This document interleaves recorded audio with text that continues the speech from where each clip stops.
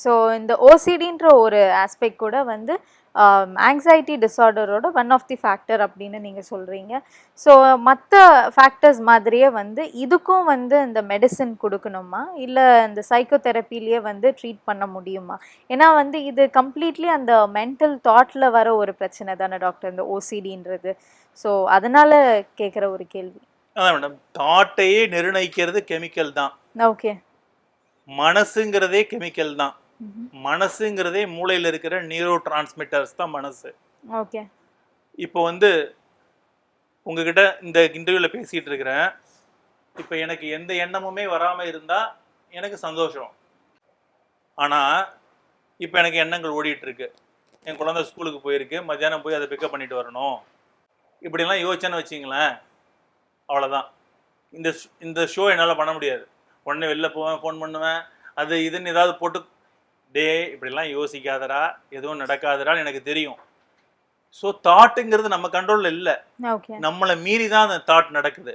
அந்த தாட்டை கண்ட்ரோல் பண்ணுறது பிரெயினில் இருக்கிற கெமிக்கல் தான். அந்த கெமிக்கலில் தான் நம்ம மருந்தாக கொடுக்குறோம்னு சொல்லியிருக்கோம். இதை தாண்டி இந்த ஓசிடி மாதிரி பிரச்சனைகளுக்கு 95% வந்து மருந்துகள் தான் ஹெல்ப் பண்ணும். அதை தாண்டி சில காம்ப்ளிமெண்டரி எக்ஸ்ட்ராவா என்னென்ன காக்னிட்டிவ் பிஹேவியர் தெரப்பின்னு ஒன்று இருக்கு. Cognitive behaviour therapy, exposure and response prevention, thought stopping technique, இதெல்லாம் வந்து சைக்கோ தெரப்பியில் இருக்கக்கூடிய சில டெக்னிக்ஸ். இதெல்லாம் வந்து ஒரு 10% ஹெல்ப் பண்ணணும்னு வச்சுக்கோங்க. உதாரணமாக குழந்தைங்களுக்கு கூட ஓசிடி வரும். சொன்னதையே திரும்ப திரும்ப திரும்ப சொல்லிட்டு இருக்கான் டாக்டர், 100 தடவை சொல்றான் ஒரே விஷயத்த, அம்மா அம்மா அம்மா அம்மான்னு ஒரே விஷயத்த 100 தடவை. அது குழந்தைங்களுக்கு ஓசிடி வரும். அம்மா செத்து போயிடுவாங்களோங்கிற தாட் நிறைய குழந்தைங்களுக்கு, ஒரு 6-7 வயசு குழந்தைங்கள்லாம் இருக்கும், fear of death of mother. அது குழந்தைங்களுக்கு இருக்கிற ஓசிடி. 6 வயசு குழந்தை கூட ஓசிடி வரும். அந்த மாதிரி சின்ன குழந்தைங்களுக்கு வந்து மருந்து கொடுத்தா அவங்களுடைய பிரெயின் டெவலப்மெண்ட் வந்து கொஞ்சம் பாதிக்கப்பட்டுறக்கூடாது, 12 வயசுக்கு மேலே தான் மருந்து கொடுக்கணும் அப்படிங்கிறதுனால அவங்களுக்கு மட்டும் இந்த சில டெக்னிக்லாம் யூஸ் பண்ண, சிபிடி டெக்னிக்ஸ் வந்து அந்த குழந்தை வந்து அபவ் ஆவரேஜ் இன்டெலிஜென்ஸாக இருக்கிற சமயத்தில் சிபிடி டெக்னிக்ஸ் யூஸ் பண்ணுவாங்க. பெரியவர்களுக்கும் வந்து மருந்துகள் கொடுத்து அந்த போதுமான அளவுக்கு இம்ப்ரூவ்மெண்ட் இல்லாத பட்சத்தில் இந்த சிபிடி மாதிரியான இதெல்லாம் சேர்த்து கொடுப்பாங்க. சிபிடிங்கிற விஷயம் வந்து வெரி காஸ்ட்லியான ட்ரீட்மெண்ட்டு. டெய்லி செஷன்ஸ் அட்டன் பண்ணணும். இது வந்து டாக்டர்கிட்ட போய் ஒரு நாள் ப்ரிஸ்கிரிப்ஷனை வாங்கிட்டு ஒரு 3 மாதம் மாத்திரை சாப்பிட்டுட்டு 3 மாதம் கழிச்சு வந்து பார்க்கலாம் டெய்லி. ஆனால் வந்து இது 90% ரிசல்ட் கொடுக்குதுன்னா அது ஒரு 1% ரிசல்ட் கொடுக்குது. அதுக்கு வந்து அவ்வளோ ஸ்பெண்ட் பண்ணணும். இந்தியா மாதிரியான நாடுகளுக்கு இந்த மாதிரியான சைக்கோ தெரப்பிக்கு அவங்களுடைய நேரம், பணம், உழைப்பு, சாதாரண ஒரு டெய்லி ஒரு சுகருக்கு ஒரு மாத்திரை போட்டுக்கிறனாலே அது 4 நாள் மறந்துடுறாங்க. அப்படி இருக்கும் போது இது அவ்வளோ சின்சியரா போய் தெரப்பிக்கு போறதுங்கிறதெல்லாம் சாத்தியம் இல்லை. அதனால இதுக்கு சில தெரப்பி எல்லாம் இருக்கு. குழந்தைங்களுக்கு அதை பிரதானமா பண்றாங்க மேலை நாடுகள்ல. இங்க வந்து குழந்தைகளுக்குமே கூட நாங்க மருந்துகள் தான் கொடுக்குறோம் பெரும்பாலும். சிபிடி கொடுக்கறதுக்கு, காக்னிட்டிவ் பிஹேவியர் தெரப்பி கொடுக்கறதுக்கு எக்ஸ்பர்ட்ஸ் வந்து கொஞ்சம் பேர் இருக்கிறாங்க. சைக்கியாட்ரிஸ்ட்லயும் அதுல எக்ஸ்பர்ட்ஸ் இருக்காங்க, சைக்காலஜிஸ்டும் அதுல எக்ஸ்பர்ட்ஸ் இருக்கிறாங்க. அவங்க அதுக்குன்னே போய் யூகே மாதிரியான நாடுகளில் போய் ட்ரெயின் பண்ணிட்டு வரணும்.